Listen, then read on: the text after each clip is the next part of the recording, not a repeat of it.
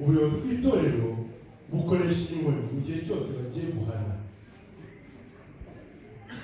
mu masareti bigize uko ashaka bakwiriye. Nubona inkoni isohotse mu masareti n'ugiye kujya wibuka bisobanuye iki? Abakuru b'itorero iyo bari guhabwa inshingano hari igihe bataziye ku itorero hagati hano mu itorero, ariko baba bafite ibyo bababwira mbere na mbere, ntabwo bajya barengana, ntibagira urukoni kandi bahutiraho. Inkoni nini ivuze intoya ici. Iyi nkoni y'ubuyobozi bw'itorero ry'Ikabuye ku bashefu bwite twese, itorero rifite uburenganzira bwo kuduha umugayo, kuduhana no kudukura mu itorero bitewe n'ibyo tuba twakoze. Byaba ibyo tuvuga abashefu bwite, nubwo yaba ari ikigoryi, nubwo yaba ari umunyabwenge duke atagize ntayandi mwize, ntayandi mwize, bari mu kumubwira ngo ntabwo ntabwo igikorwa ikozwe hasi.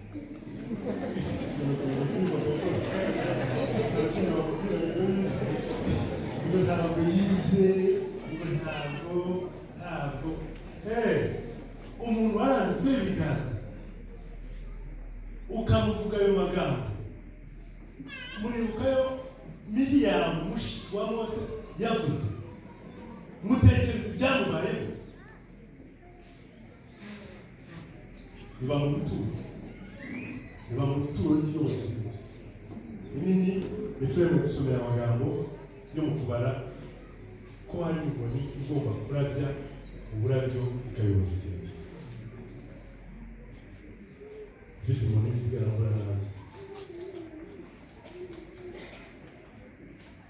akoze.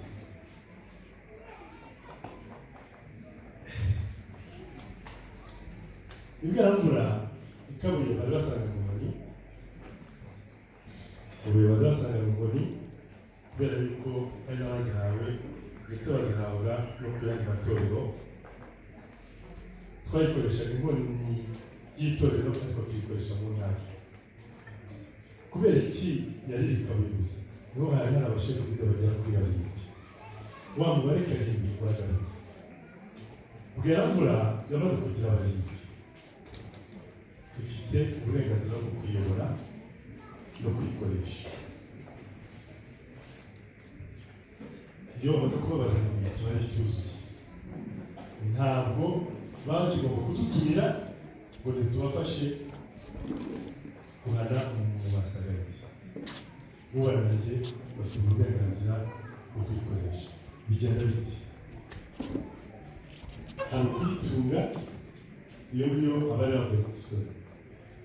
Ntabwo ari mu gitunguru umuntu ashobora kuyifata akayitunga umuntu ugasanga yagize ingaruka, ariko umukuru w'itorero mu bubasha bwe iyo yagarutsa umusagayiti arayimutunga.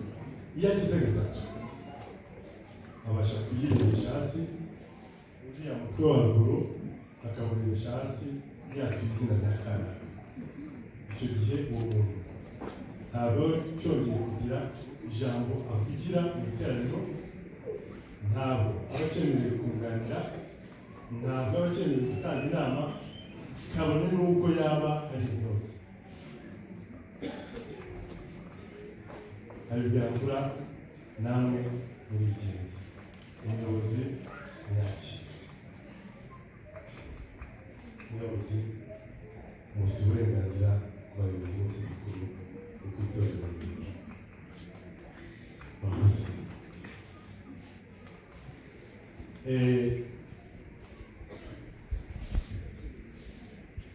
Ndaza gusaba uza kuza kunzanira inkoni kubera abantu 2 turi izina kuko byagenze. Ntabwo twabica ku ruhande. Birari akatubwira Yakobo yaravuze ati umwanya imbere ya bose babibone kuko baba barabyemeye bakabyemera ku manywa twese tureba turi hariya bakatubwira bati ababyeyi tukazamura ukuboko tugahamagara n'umugore tukamubaza tuti urabyemera cyangwa se umubyeyi bati ndabyemera. Aha rero hari abantu babiri, hari uw'ibweramvura witwa Singirwa Mugize, ibweramvura bo babirangije kera baramuzi neza ko atakizera amahame 28 y'itorero ryacu, kugira ngo mbonereho akanya nibire abamasereti bari aha ngaha.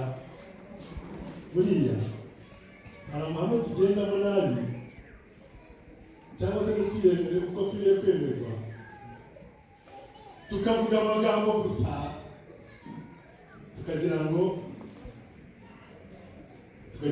ntazambuka. Reka babwire, hari abatemera kimwe mu icumi, yewe mutemera kimwe mu icumi dore umuri nini zirahari. Mukanya nibaza batuma kubwira ati ariko shamba kwisubira muzahabwa ngo n'ibyanyu. Hari abatemera isabato bafite uko bayemeje. Aha ngaha twese kugira batubwira isabato itangira ku isabato saa 4 cyangwa saa 6 saa 5 za mu gitondo. Isabato itangira izuba rirenze. Ntabwo ari umushefu bwite, yari umwizera, ariko umwizera yari n'amatwara.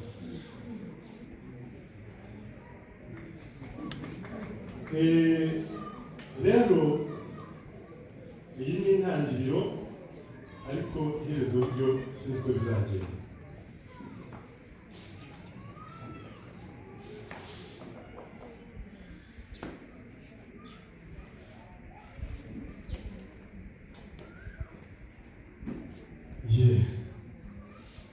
Arabavuye byizerwa umwe n'uwo itorero rya bweramvura witwa Singirwa Mugize, undi wo mu itorero ry'ijana witwa Tuyishimire Joe. Abo mu matorero yabo yabayeho murabizi, ntabwo ari ngombwa ngo ntangarize intara yose kana, ariko bakoze ibidakorwa, abo ngabo bemererwa bavuga ku itorero cyangwa ishyirwaho ikindi kintu. Ubwo amatorero yabo nayo afite icyo ari bukore, kuko bigaragara ko nta kintu kizima bazatugezaho.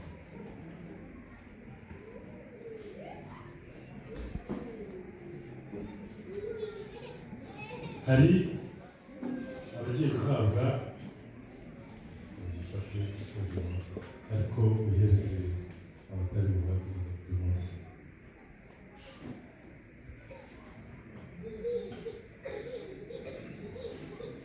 Nagira ngo nsabe amasabe y'ibigero bwanjye.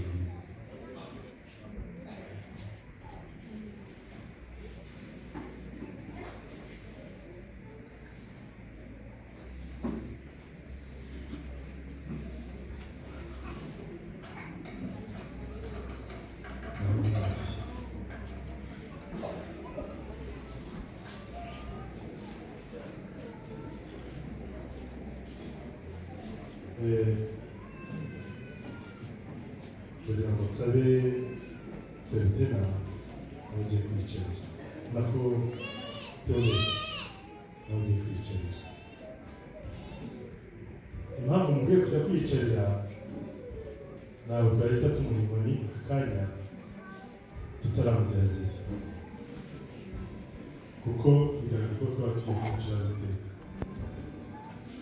Agomba kubanza kugeragezwa mu gihe runaka, akabona agahabwa inkoni y'ubuyobozi. Ntibivuze yuko atayobora, ariko arabanza agatozwa akamenya uko bigenda. Ntabwo yize ibyigisho bihagije byo kugira ngo habe umuntu. Aha ngaha dufite abantu b'imvura ni abantu batandatu.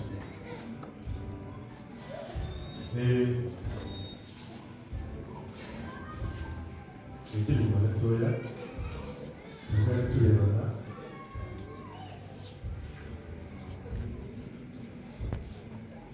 Murakoze. Mureke barakoze. Ku mutimanama wanyu mwumva bitagenda neza mwumva byaba byiza udahawe inkoni, kuko no kwifata no kwicara imbere icyo nacyo ni ikibazo. Rero byaragaragaye ko mukora, kandi byaragaragaye ko mwagerageje kandi mugatsinda. Ariko noneho iyi nkoni ugiye guhabwa ntabwo ari inkoni yo kurwana. Pasiteri ari muri gahunda y'ibiri, ntabwo ari hano.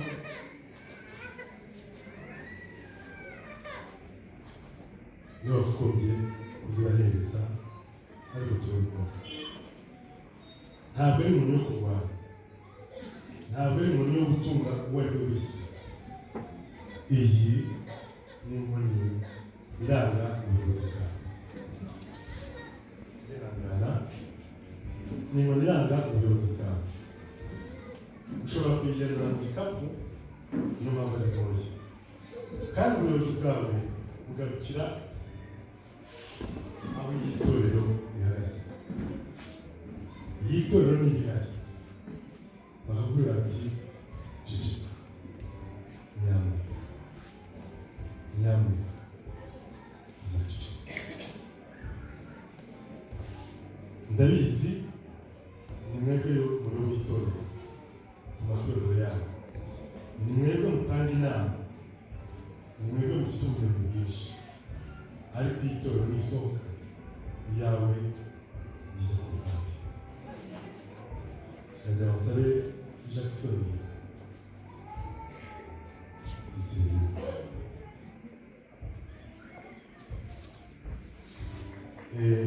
niba umukuru w'itorero w'Ibweramvura yamfasha akagenda agafasha umukuru w'itorero mukuru akamuruhura, hanyuma akaza tugafatanya guhabwa abantu. Nawe muri hafi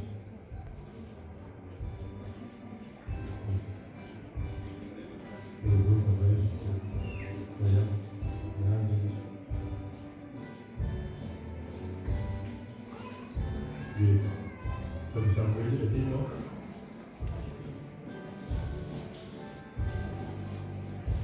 Ukanumva naho ngaho ugende uyaba umuntu mubuze inzira.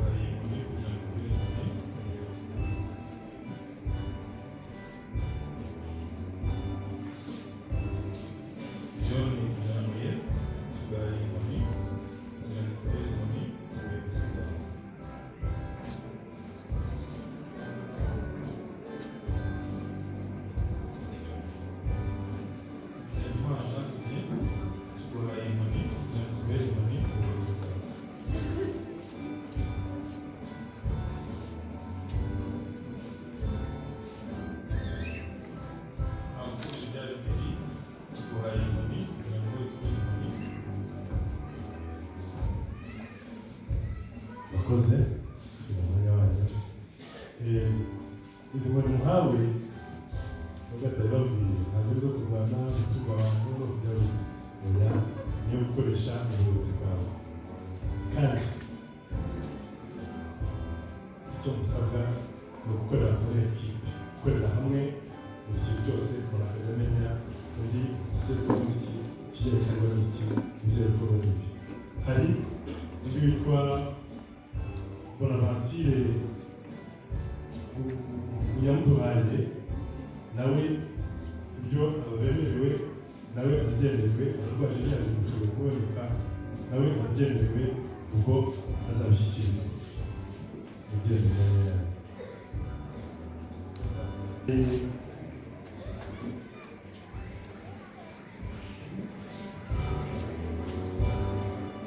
Bizimana Gilbert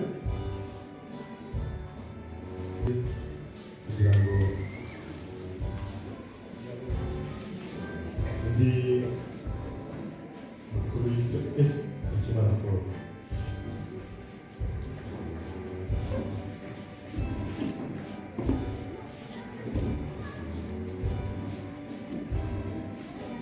Undi adufashe hanyuma mukuru w'itorero uyoboye abandi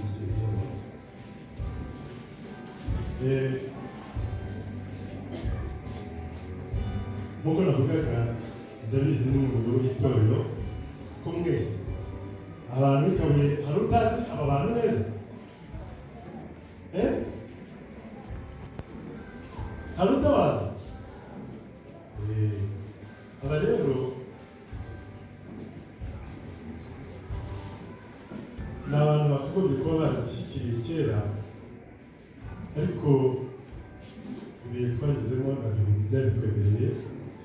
None mu cyubahiro cyanyu abayobozi, nagira ngo mwakire izi mpano n'ubundi musanzwe mutuyoboye, none musanzwe mutuyoboye babatuye mu mazina. Ubwo umuyobozi aragenda yohereza umwe umwe amwatuye mu izina.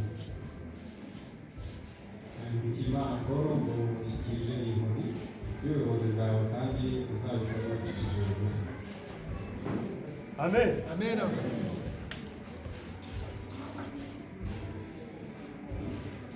Uwamahoro Letitia uhaye iyi nkoni y'ubuyobozi bwawe kugira ngo uzayobore neza kandi wicishije bugufi.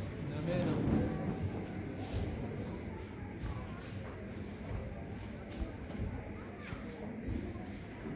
Ndicunguye Jean Chrysostome uhaye iyi nkoni mu buyobozi bwawe kandi uzayobore wicishije bugufi.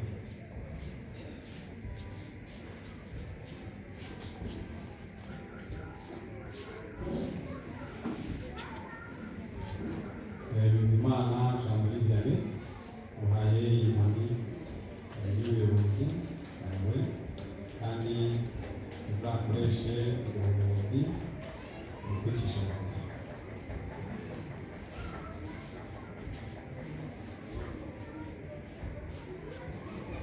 Urakoze.